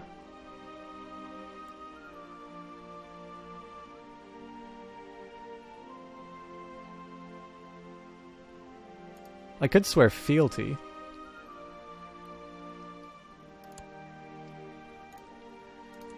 I think I'll try some independence for a while. We'll at least cut up the Viking kingdoms. Grandpa never would have had these issues. I agree. Well, I mean, that one's just unlucky, right? I didn't think that they were going to be fighting over Lancaster, especially because they were moving troops into those other areas. It definitely sucks that the force went to attack my troops rather than Wessex's troops. But the big problem is that the casus belli goes away as soon as the war is over. I can't just claim another province. The Kharijite faith triumphant. The adherents of the Ibadi faith have steadily dwindled to the point where the Kharijite believers are in the majority. This new state of affairs reduced the Ibadi faith to a de facto heresy. All former Ibadi holy orders are now Kharijite. I have no idea what religion that is.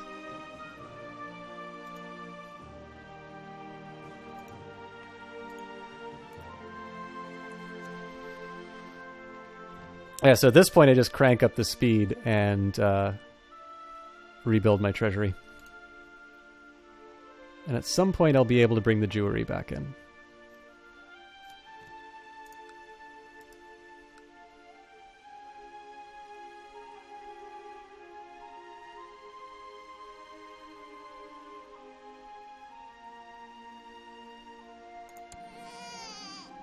See, the funny thing here is that that's my cousin there, so I could possibly gain a claim, but the problem is I'd actually need to fight for that claim. And I'm definitely not strong enough to go up against Wessex. Maybe Cumberland, but... Oh, and has this guy gone on a pilgrimage yet? Nope. So I think I'm just gonna zoom out, watch the world go by, and wait till I can restore the Jewry.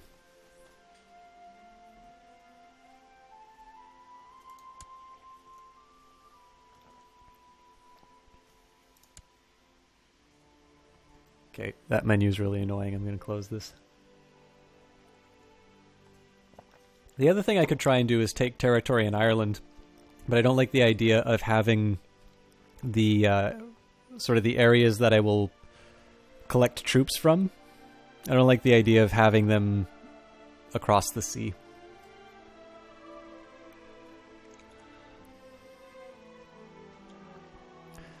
The other thing is, like, the point here was to try and become a duke, and, like, if you look at the de jure duchies, the reason I wanted Lancaster is it's naturally there. I can make that title once I obtain it. What I could possibly do, the reason why swearing fealty to Wessex is so appealing is that it will actually create a... Like, it gives him the possibility of creating that title. And then the hope is that he'll give it to me. Aha! Oh, nope, he's strong. Sorry, I thought that was the... Oh no, actually, here's what I can do. Swearing fealty to him will make sure that I can go to war with my kinsman without going to war with him. I think that's how it works. So I am giving up my independence so that I can one day take over this kingdom. Peddlers selling all sorts of food, clothing, exotic spices, and luxuries such as glass and jewels filled the town square with their wares and shouts. There are a couple things that I need where I lose gold, lose stewardship, and gain general opinion. I don't like their merchants, but their wares are fine, which will give me shy. Well, possibility of shy. Fairs are fun for all, where I can become either kind or stressed, and I think fairs should be banned, which will... Well, I definitely don't want people thinking less of me. Stress is definitely a bad one. Do I already have the kind trait? Nope, but now I know where all the babies are coming from. Let's go fairs are fun for all.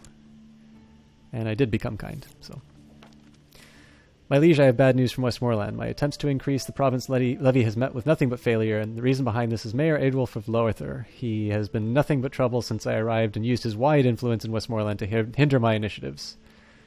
So my levy reinforcement rate is minus 200, and Jesus Christ. Okay, that guy... What's his deal? This is my favorite game system does so far. It does it well and keeps him talking all the time. Yeah, I mean, that's one of the advantages of the strategy titles for sure. I don't know if I do it well, because where in one game I have an empire, here I am trying to swear fealty to slowly take over a kingdom. But I definitely like doing Crusader Kings too. The one thing I don't want to do is make this a one-game stream, so I would like to make sure that there's some variety. But I'm definitely happy to return to this title a little more often than others. To the Vicarious Wit Eldwine, blessings upon you and your house. I accept you as my vassal. Henceforth you will enjoy my protection as your liege lord. Oh, that's cool that you liked Antechamber. I'll be sure to put that back in the rotation, because it's been like sort of a special occasion kind of a game. Okay. So the trick here is I don't need to worry about stirring up trouble in Jorvik anymore. I worry about fabricating a claim on this territory.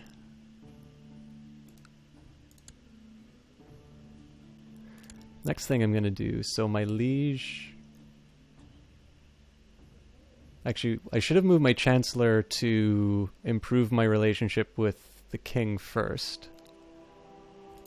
but that's fine. I can still fabricate the claim.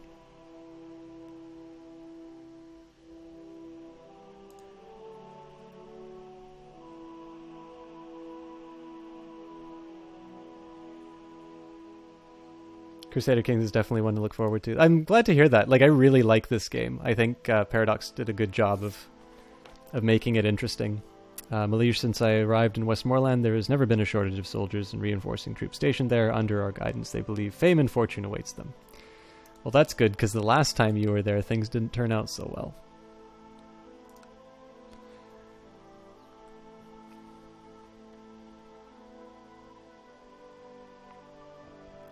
So the plan was to fabricate a claim on Lancaster and then maybe ask for the title, but what I should probably do is use the Chancellor to improve the King's opinion of me first, which I will be able to do March 31st, which is still a way away. And then in that case, like, if he grants me that duchy right away, then I just can simply seize the land from the person who currently owns it. Who is my cousin, but that's a minor technicality.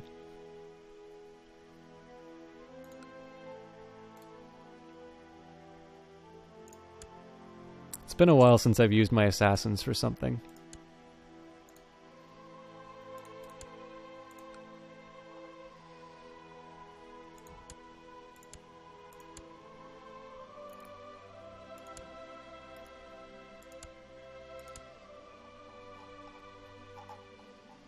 And now I hear you. System Shock.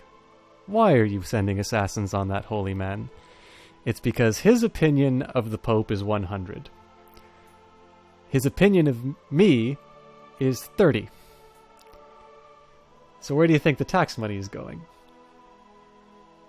And that is why I'm not good with bishops.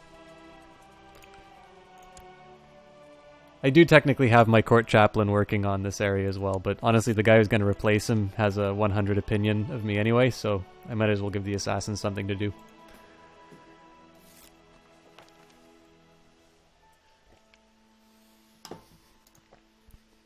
Sorry, I should have read those letters. They agree with my plot. Oh, Guardian time. Okay. A book without a title was pushed into my hands by a hooded man clad in midnight blue. Something was said, but lost in the confusion. The book is still there. Hey, wait! Gain 20 piety, an intense study of the book will follow. It wants me to read it. He gains illumination until 1453, so basically his death. I don't think this guy is going to wind up living 500 years. Although who knows what's in that book, right? He will gain a monthly prestige of 0.05 and piety of 0.05. It seems to me this guy's fairly young, so getting the illumination trait until death is probably worth it in the long run. Did my character get re-elected?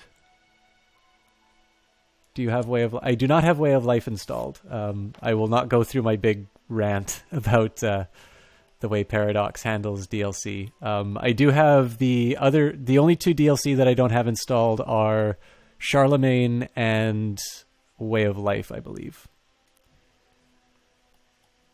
I definitely intend to pick up Way of Life when it's on sale, though.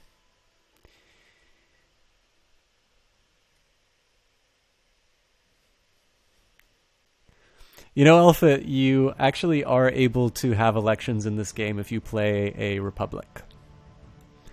Okay, let's use it. And I have an heir. And I should actually give my child a guardian. And get an ambition. Everything's happening for this guy. Okay.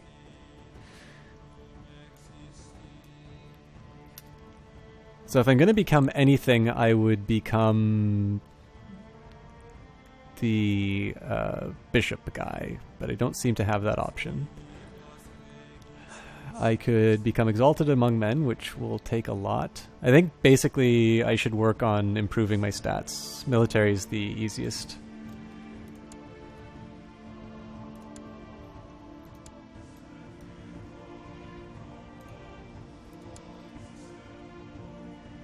By the way, Maticus Ray, I think I don't believe I've seen you here before. Thanks for stopping by.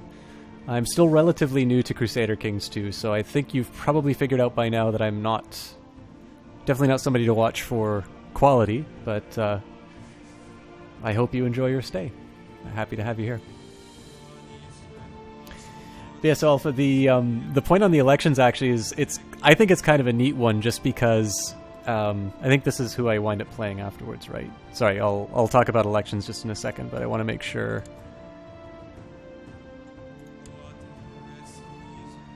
Who the hell is...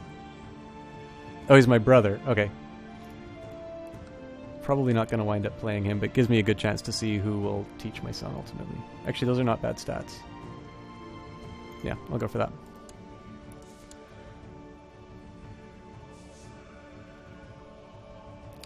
Yeah, and honestly, Maticus, I think I've benefited a little bit from watching how people handle certain situations. Maybe not for Crusader Kings, but especially for Europa Universalis, which I find a little more complicated than I'm used to. It's nice to watch how people deal with situations. I'll maybe give you some background for this one.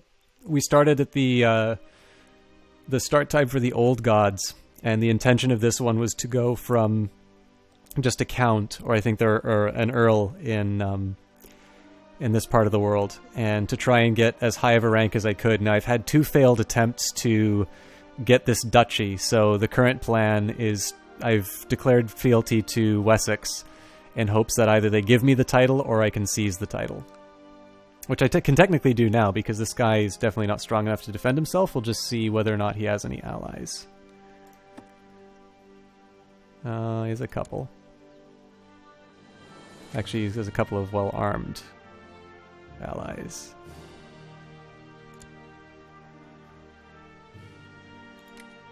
So I think I'm just going to sit on the Casus Belli for now.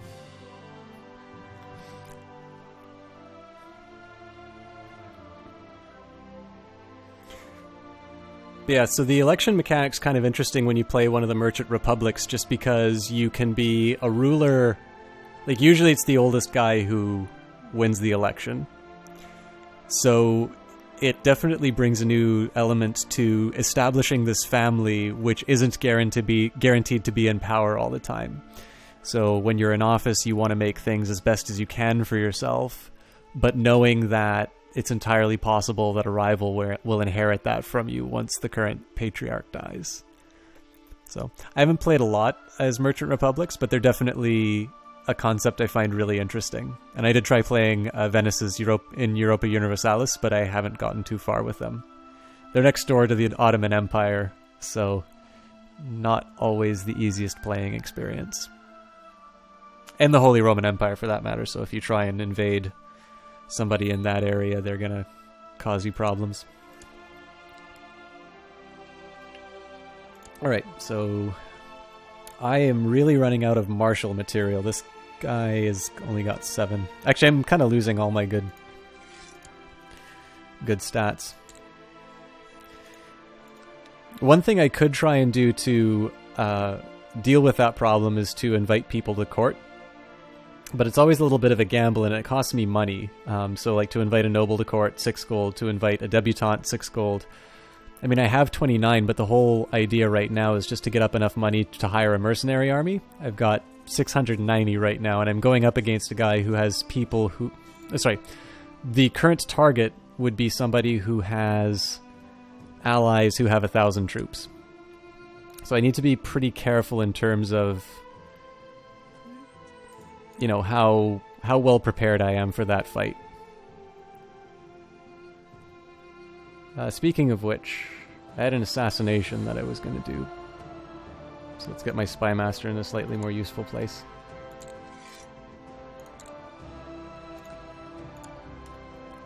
And I'll just bump up the speed a bit because we're sort of in the holding pattern.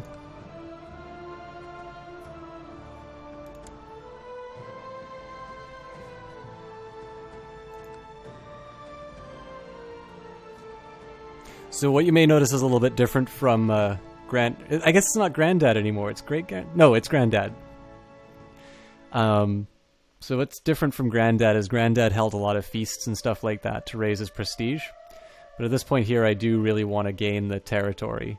So in this case, it's going to be a matter of building up my resources until I'm at a point where I can not just afford the mercenary army, but afford to maintain them for a longer period than I would normally expect. Because the last thing you want to do is have your mercenary army, stop fighting because you're not paying them when you're about to succeed. My liege, I have collected a tithe in Westmoreland. The money should reach you together with this letter. Your humble steward, Constantine McAlpin, and I gained 1521 gold. Not a ridiculous amount, but certainly more than I had before. My co-conspirator, Cintharith, wants money to bribe the driver of a carriage taking Bishop Wulfhere Cartmel on a lengthy journey. An accident will be arranged along the way. The money will be sent, which is half of my treasury. What is his opinion currently? 44. How old is he? 51? Even his death is not worth it. The reason I'm saying that is that he will very likely die a natural death. And at that point, my high opinion level replacement will take care of him. My liege, my mission to Westmoreland so far has been a success. During my visit to the court of Bishop Wulfhere of Cartmel himself, I seem to have managed to make him understand what a benevolent and pious ruler you really are, and he sends his regards. How's the coach ride, by the way? Success! The carriage was sent flying over the edge of the cliff with Bishop Wulfhere still in it. Unfortunately, the driver I applied was caught, and my involvement was revealed during his torture. Good, but bad. So she apparently hired the carriage anyway, and my carriage comment seems that much more appropriate.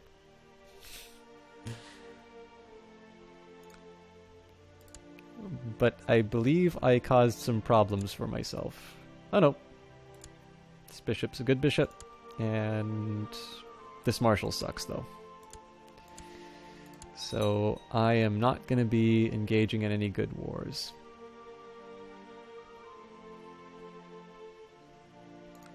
So this says he is engaged in the Second Holy War for Lancaster, even though this is his oh, it's probably the Vikings attacking him.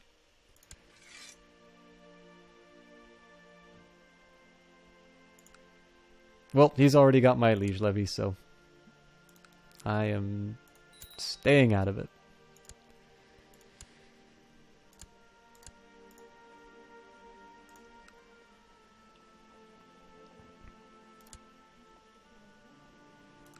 It's the same deal. It's very unlikely I'm going to wind up playing this daughter. But I do want to make sure that she has at least a fairly good set of stats, just in case. So the most desirable one, to my mind, would be the Spymaster of Westmoreland, just because his diplomacy is roughly around average. The stewardship is relatively high, as are the other stats. Now, the military is a bit of a problem, but then that could be said about my realm in general right now. So it at least gives me a chance, an individual stat for somebody relatively young is still feasible to improve.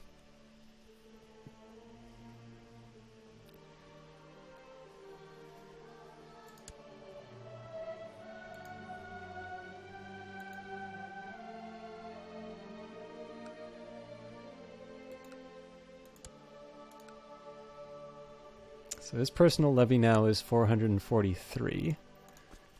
Mine is 591. I think the biggest worry about that, though, are his allies. And I still can't bring the Jewry back, so I think I'm just going to hold off. I think there's also a penalty that if you attack somebody while they're fighting Vikings, you actually, I think you get a minus to your piety, which currently exceeds my prestige, even though I assassinate bishops. So, 100% how to... I'm not entirely sure how I'm going to get my hands on that county, actually. A holy man came to our court today to talk about matters of faith, but it soon became clear that he held rather unorthodox views. Being a zealous defender of the church at all times, I believe I did the right thing when I gave the order to imprison the blasphemous pagan who dared criticize my faith and my church. Deus vult! I was still shaking with rage at the pagan's blasphemous words when Bishop Ailson took the opportunity to whisper in my ear, "Good work. Thank you, I really needed that." That smooth and slightly malty taste, refreshing with just the right amount of bitter. Ah, these monks certainly know the art of brewing. I must visit the monastery more often. I have a 50% chance of gaining learning, and a 20% chance of gaining the trait drunkard. Thanks but no thanks, I gain the trait temperate, which will actually bring my stewardship up, which will help my I think I will do that. The other nice thing about that is if I do feasts, I don't even have the option of spending a lot of money on food. I'm probably not going to do feasts just because I want to get that money up.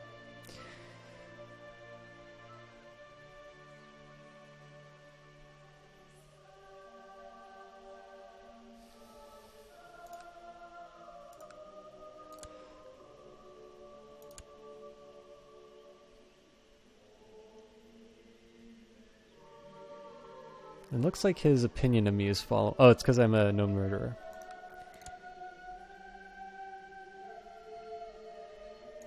So I don't need to make... this is actually an important point. I've been wasting my Chancellor so far just because I don't need to fabricate the claim anymore. I can use it whenever I want. And so what I should be doing now is finding the province that my liege lives in and just, you know, doing the whole diplomacy thing. I need to make him like me so I can hopefully get a title from him.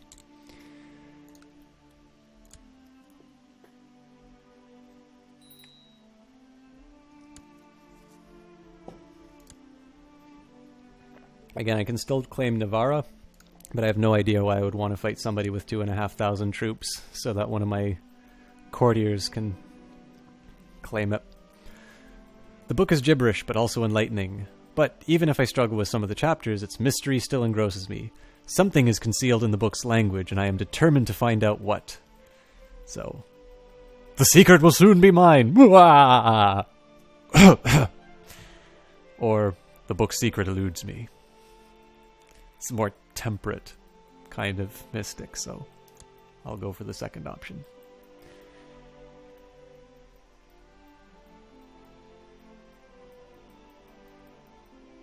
And we're back in the full speed, wait for the game to do something interesting mode. It took me several weeks before the mystery of the book revealed itself to me. The gibberish parts were encoded, and after many hours trying to decipher the code, I managed to break it and construct a key to make the book easier to read. The mystery is still not solved. King Ealdwine of Westmoreland gains the trait Mystic. Illumination will be removed from Earl Ealdwine of Westmoreland, so I lose illumination in favor of this character is delved into the mysteries of the occult, trading a fine line between heresy and orthodox approval. Gain stewardship, learning, and I am popular amongst other mystics, but given the literacy rate at this time, I'm going to assume that they are few and far between. Despite my letter warning Bjorstij to give up his attempts to rescue his spouse, a letter arrived this morning telling me to release the woman or else. I have tired of this. Here's your woman back. Guards, make sure the prisoner doesn't escape. I did warn him, didn't I? And I can execute the... Well, I don't want to kill... I don't even know who this person is. Can I ransom them? Nope. Oh, right, this is the pair who eloped. Yeah, I've tired of this. Have your woman. More war. Wiltshire. Where is it and do I want it?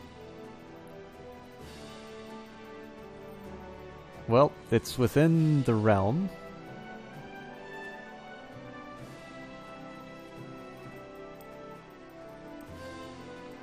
But it's for my courtiers, so unless I give them land, I'm not actually going to get anything from it. I suppose what I could try and do, if I were to seize that... It's like one strategy I could employ, which I'm not actually going to do, but if you look, she's... Well, actually 37's older than I was expecting, but... Like, let's say she was a bit younger.